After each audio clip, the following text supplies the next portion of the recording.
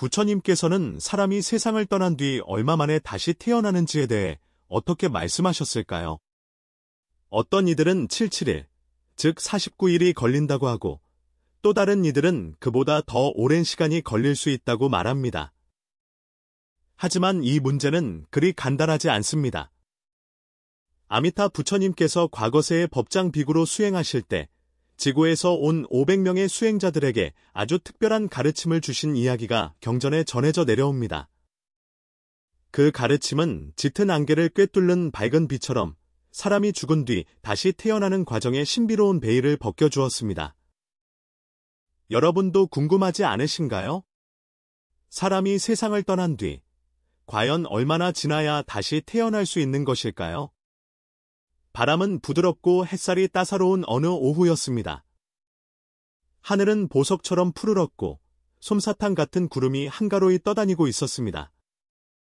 부처님께서는 여러 비구들과 함께 중림정사에 머무르고 계셨습니다. 주위에는 푸른 대나무가 꼿꼿이 솟아있고 산들바람에 부드럽게 흔들리며 사각거리는 소리를 내고 있었습니다. 안한 존자는 대중을 위해 공경하는 마음으로 정성껏 법의를 정리하고 있었습니다. 그때 얼굴에 수심이 가득한 젊은 비구 한 분이 힘없는 발걸음으로 다가왔습니다. 그는 몹시 지쳐 보였고 두 눈에는 깊은 슬픔이 고여 있었습니다. 부처님 앞에 나아와 공손히 절을 올린 그는 고개를 들자마자 눈가에 눈물이 핑 돌았습니다. 흐느끼는 목소리로 그는 여쭈었습니다. 세존이시여, 어제 저희 어머니께서 세상을 떠나셨습니다. 제 마음이 마치 무거운 돌에 짓눌린 듯 너무나 무겁고 불안합니다. 어머니께서 지금 어디에 계시는지 너무나 알고 싶습니다. 새로운 인연을 만나 다시 태어나셨는지 아니면 아직 중음신으로 떠돌며 고통받고 계시는지요. 그는 소매로 눈물을 닦으며 말했고 그 슬픔 어린 모습은 보는 이의 마음을 아프게 했습니다. 부처님께서는 자비로운 눈빛으로 그 비구를 바라보셨습니다. 그 눈빛에는 깊은 이해와 사랑이 담겨 있었습니다. 부처님께서는 부드러운 목소리로 말씀하셨습니다. 착하구나, 비구여. 어머니를 그리워하는 그 마음이 바로 효심의 참된 모습이니라. 네가 가진 의문에 대해 오늘 내가 자세히 설명해 주겠다. 이는 아미타 부처님께서 먼 과거 법장 비구로 수행하시던 시절 500명의 비구들에게 들려주셨던 가르침이니라. 그 말씀을 듣자마자 비구들은 마치 집결 나팔 소리를 들은 군인들처럼 순식간에 부처님 주위로 모여 앉았습니다. 그들은 단정히 앉아 두 손을 합장하고 경건한 표정으로 부처님을 바라보았습니다. 한 말씀도 놓치지 않으려는 듯 그들의 눈은 부처님께 고정되어 있었습니다.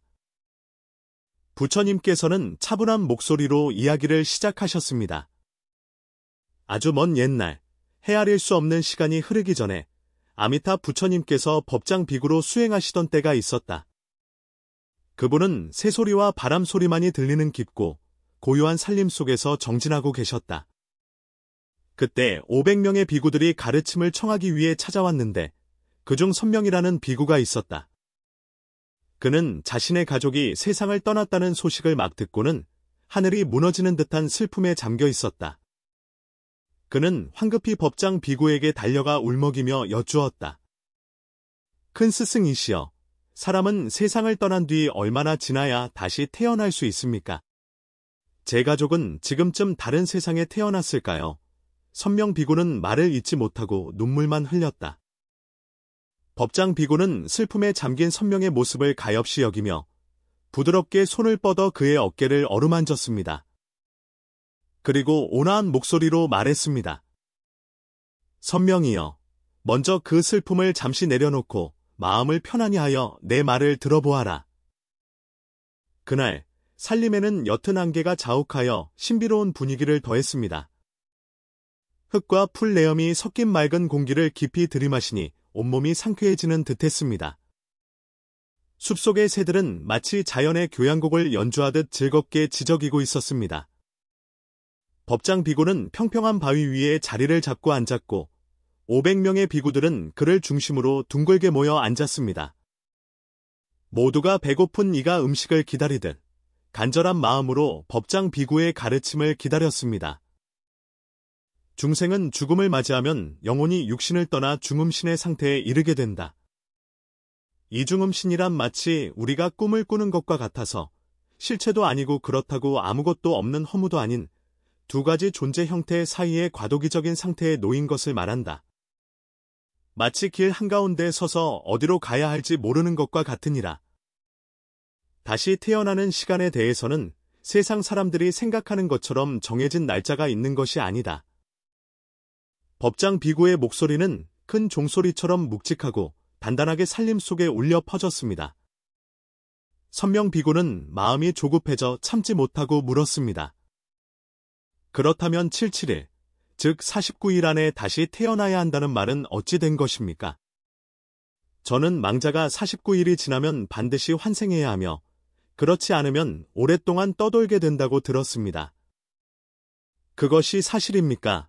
그의 얼굴에는 의문이 가득했고 확답을 얻고 싶은 마음에 법장 비구를 뚫어지게 바라보았습니다. 법장 비구는 선명을 보며 지혜와 자비가 담긴 미소를 지었습니다. 그것은 세상에 떠도는 하나의 이야기일 뿐 절대적인 진리는 아니다. 다시 태어나는 시간의 길고 짧음은 실제로는 세 가지 매우 중요한 요소와 깊은 관련이 있느니라. 그 말이 떨어지자 500명의 비구들은 마치 하늘의 비밀을 듣는 것처럼 귀를 쫑긋 세우고 숨소리조차 내지 않았습니다. 그들의 눈은 호기심과 지혜를 향한 열망으로 빛났고 저도 모르게 몸을 앞으로 기울였습니다. 첫 번째 요소는 망자가 살아생전에 지은 업력과 관계가 있느니라. 법장 비구는 진지하게 말했습니다. 업력은 마치 물의 흐름과 같아서 그 흐름이 영혼을 상응하는 곳으로 이끌어간다. 생전에 선한 업을 많이 지은 사람들은 마치껏엔 물살을 탄 것처럼 아주 빠르게 다시 태어날 좋은 곳을 찾게 된다. 반대로 무거운 악업을 지은 사람들은 물살이 느린 곳에서 맴도는 것처럼 중음신의 상태로 아주 오랫동안 머물게 될 수도 있다. 법장 비구는 잠시 말을 멈추고 땅에 떨어진 나뭇잎 하나를 주워들며 말을 이었습니다. 이 나뭇잎을 보아라. 바람이 거세면 순식간에 멀리 날아가지만 바람이 잔잔하면 한참을 공중에서 맴돌다 떨어지는 것과 같으니라. 중생의 업력도 이 바람과 같아서 강하고 약함이 있으니 그 결과 또한 다를 수밖에 없는 것이다. 선명 비구는 무언가 생각에 잠긴 듯 미간을 찌푸리더니 다시 물었습니다. 그렇다면 제 가족이 선한 업을 많이 쌓았다면 곧바로 다시 태어날 수 있는 것입니까? 그의 얼굴에는 법장 비구에게 긍정적인 답을 듣고 싶은 기대감이 가득했습니다. 법장 비구는 바로 대답하지 않고 설명을 이어갔습니다. 업력 외에도 두 번째로 중요한 요소가 있다. 바로 그때 부드러운 바람이 대나무 숲을 스치며 댄잎이 서로 부딪혀 사각거리는 소리를 냈습니다. 몇 개의 댄잎이 나비처럼 춤추며 날아와 선명 비구의 옷자락 위에 살포시 내려앉았습니다. 선명은 푸른 댄잎을 내려다보다가 문득 마음속에 한 줄기 빛이 스치는 듯한 깨달음을 얻었습니다. 법장 비구는 선명의 표정 변화를 놓치지 않고 그의 마음을 알아차린 듯 말했습니다. 내가 무언가 깨달은 듯하구나. 그렇다. 두 번째 요소는 바로 지금 너의 상태와 관련이 있느니라. 선명 비구는 깜짝 놀라 눈을 동그랗게 뜨고 믿을 수 없다는 표정으로 물었습니다. 저의 상태와 관련이 있다니요? 그것이 무슨 말씀이십니까? 그의 눈에는 의욕이 가득했습니다. 법장 비구는 고개를 끄덕이며 확신에 찬 목소리로 말했습니다. 그렇다. 두 번째 요소는 바로 남겨진 이들의 미련과 그리움에 관한 것이다.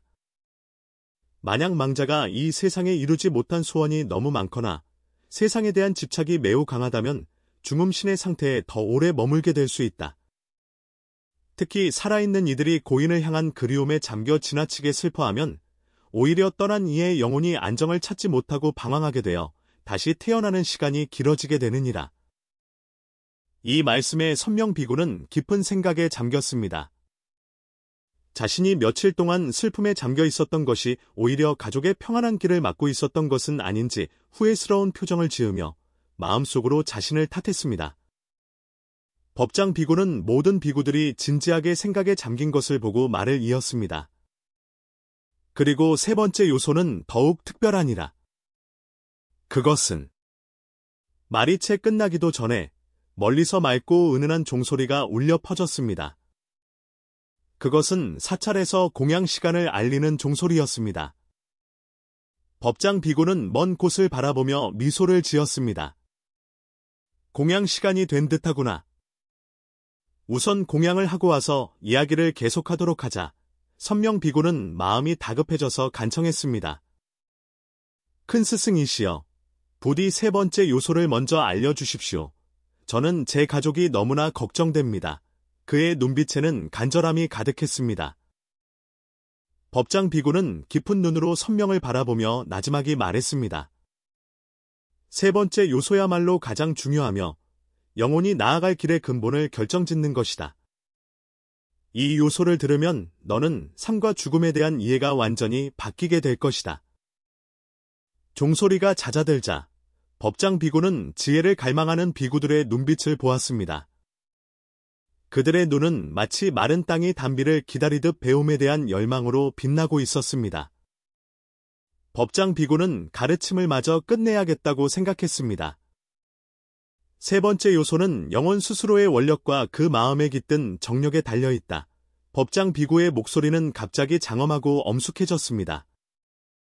한 글자 한 글자에 위엄이 서려 있어 듣는 이로 하여금 저절로 공경심을 일으키게 했습니다. 수행을 통해 공덕을 쌓은 사람은 임종의 순간에 바른 마음을 유지하며 자신이 가야 할 곳을 명확히 안다.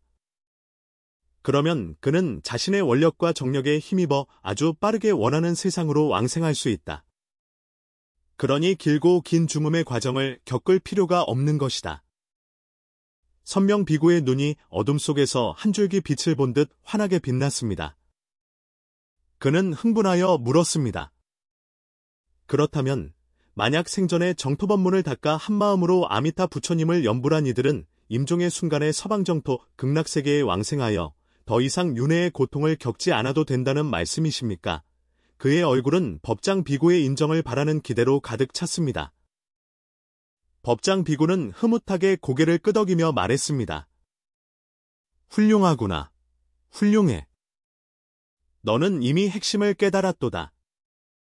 중생이 정토에 왕생하겠다는 원을 세우고 평소에 부지런히 염불 수행을 하면 임종시의 단 한 번의 생각만으로도 부처님과 마음이 이어져 연꽃 속에서 부처님을 뵙고 찰나의 순간에 서방정토 극락세계에 왕생하게 된다. 이는 중생의 원력과 부처님의 가피력이 만나는 불가사의한 감흥이니라. 그러니 일반적인 중음의 단계를 거칠 필요가 없는 것이다. 그때 다른 비구가 궁금하다는 듯 물었습니다.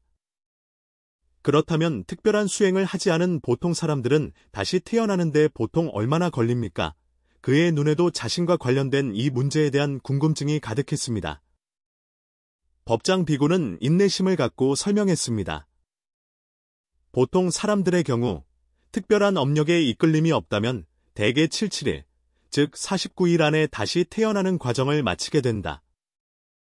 하지만 이 또한 절대적인 것은 아니어서 어떤 이는 며칠 만에 다시 태어나기도 하고 어떤 이는 훨씬 더 오랜 시간이 걸리기도 한다. 결국 업력, 미련, 그리고 원력, 이 세 가지 요소가 함께 작용하여 다시 태어나는 시간의 길고 짧음을 결정하는 것이다. 법장 비구는 품에서 둥글고 매끄러운 염주를 꺼내 들었습니다. 그는 염주 알을 하나씩 넘기며 말했습니다. 모두 상상해 보아라. 업력은 강물과 같아서 중음신을 목의 방향으로 휩쓸어 간다. 미련은 강가의 덩굴과 같아서 중음신을 잠시 붙잡아 앞으로 나아가지 못하게 할 수 있다. 그리고 원력은 한 척의 조각배와 같아서 수행자가 강물의 제약을 뛰어넘어 곧바로 피 안에 도달하게 하는 힘이 되느니라. 선명 비구는 어느 정도 이해한 듯 다시 물었습니다. 큰 스승이시여, 그렇다면 저는 이미 세상을 떠난 제 가족을 위해 무엇을 해야 합니까? 그의 눈빛에는 무엇을 해야 할지 모르는 막막함이 담겨 있었습니다. 법장 비고는 자비로운 눈으로 그를 바라보며 진심 어린 충고를 건넸습니다. 가장 좋은 방법은 지나친 슬픔에 계속 잠겨 있는 것이 아니라 망자를 위해 복을 짓고 연부를 해주는 것이다. 너의 슬픔은 망자에게 미련이 되지만 내가 연부라는 공덕은 망자가 더 좋은 곳으로 나아가도록 돕는 힘이 된다는 것을 알아야 한다. 진정으로 가족을 돕고 싶다면 지나친 슬픔을 내려놓고 평온한 마음으로 그들을 위해 연부라고 그 공덕을 회양하여라. 법장 비고는 이어서 덧붙였습니다. 기억하여라. 망자에게 가장 큰 도움은 슬픔이 아니라 그들을 위해 선한 업의 자양식을 쌓아주는 것이다. 망자를 대신해 방생을 하거나 경전을 읽거나 보시를 하고 그 모든 공덕을 그들에게 회양한다면 그들이 더 나은 곳으로 왕생하는 데 큰 도움이 될 것이다. 이 말씀은 마치 한 줄기 빛이 되어 선명 비고의 마음을 밝혔고 그는 순간 큰 깨달음을 얻었습니다. 그는 마침내 자신의 지나친 슬픔이 가족에게 아무런 도움이 되지 않을 뿐만 아니라 오히려 그들이 중음신으로 떠도는 시간을 늘릴 수 있다는 것을 깨달았습니다. 그의 눈빛은 더 이상 혼란과 슬픔이 아닌 굳건한 결심으로 빛났습니다. 법장 비고는 500명의 비구들을 둘러보며 천천히 말했습니다. 여러분, 내가 오늘 말한 이 세 가지는 단순히 다시 태어나는 시간에 관한 이야기처럼 보이지만 실제로는 생사윤회의 근본적인 비밀을 드러내고 있다. 업력은 우리 인생의 큰 방향을 결정한다. 마치 바다 위를 항해하는 배가 어느 항구로 향할지를 결정하는 것과 같다. 미련은 우리가 세상 만물에 대해 가진 집착을 보여준다. 손에 꽉 쥐고 놓지 못하는 물건과도 같다. 그리고 원력은 우리가 생사의 윤회를 뛰어넘는 열쇠이다. 해탈의 문을 여는 열쇠와 같은 것이니라. 그는 깊은 숨을 들이쉬었고 그의 눈빛은 세상 만물을 꿰뚫어 보는 듯 더욱 깊어졌습니다. 생사의 윤회에서 벗어나 더 이상 태어남과 죽음의 고통을 받지 않으려면 두 가지 방법밖에 없다. 하나는 무명을 끊어 본래 마음을 깨닫는 것이고 다른 하나는 한마음으로 정토에 왕생하는 것이다. 이것이야말로 진정한 해탈의 길이니라. 선명 비고는 두 손을 합장하고 눈물을 머금은 채 감격에 찬 목소리로 말했습니다. 큰 스승이시여, 이제야 알겠습니다. 오늘부터 저 자신뿐만 아니라 제 가족을 위해서도 공덕을 쌓으며 정진하겠습니다. 언젠가 모든 중생과 함께 정토에서 다시 만날 수 있기를 간절히 바랍니다. 그의 목소리는 미래에 대한 희망으로 가득 차 있었고 힘이 넘쳤습니다. 법장 비고는 미소를 지으며 고개를 끄덕이고는 대중을 이끌고 공양간으로 향했습니다. 부처님께서 이 이야기를 마치시자 중림정사는 미풍의 댄잎이 스치는 소리만 들릴 정도로 고요해졌습니다. 어머니를 걱정하던 젊은 비구는 이미 눈물을 흘리고 있었지만 그의 눈빛은 굳건하고 평온해져 있었습니다. 세존이시여, 이제 깨달았습니다. 지금부터는 어머니를 위해 경전을 읽고 연불하며 공덕을 쌓아 회양하겠습니다. 더 이상 의미 없는 슬픔에 잠겨있지 않겠습니다. 그의 말투에는 결연한 의지가 담겨 있었습니다. 부처님께서는 자애로운 눈으로 그를 바라보며 말씀하셨습니다. 훌륭하구나. 훌륭해. 너는 이미 생사의 참된 이치를 깨달았다. 기억하여라. 생사는 한바탕 꿈과 같고 윤회는 헛개비의 그림자와 같으니라. 오직 바른 법을 닦아야만 이 생사의 고통에서 벗어나 해탈에 이를 수 있느니라. 부처님의 가르침은 우리에게 사람이 다시 태어나는 것이 단순히 업력에만 달려있는 것이 아니라 우리의 미련과 원력과도 깊이 연관되어 있음을 알려줍니다. 기억하십시오. 지나친 슬픔은 떠난 가족에게 진정한 도움이 되지 못합니다. 오히려 경전을 읽고 연불하며 방생과 보시를 통해 그들을 위해 공덕을 쌓아주는 것이 가장 좋은 방법입니다. 오늘 법문을 통해 마음에 얻는 바가 있으셨다면 좋아요를 누르고 채널을 구독해 주십시오. 그리고 댓글로 또 어떤 불교 지식에 대해 알고 싶으신지 알려주시면 감사하겠습니다.